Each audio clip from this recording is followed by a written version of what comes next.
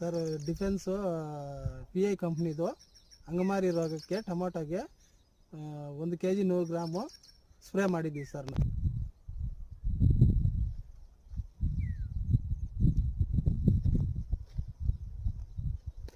Sir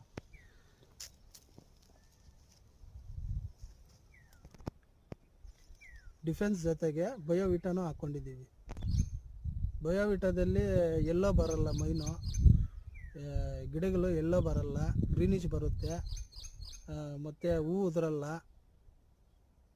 ಕಾಯಿ greenish ಚೆನ್ನಾಗಿ ಬರುತ್ತೆ, ಶೈನಿಂಗ್ ಬರುತ್ತೆ.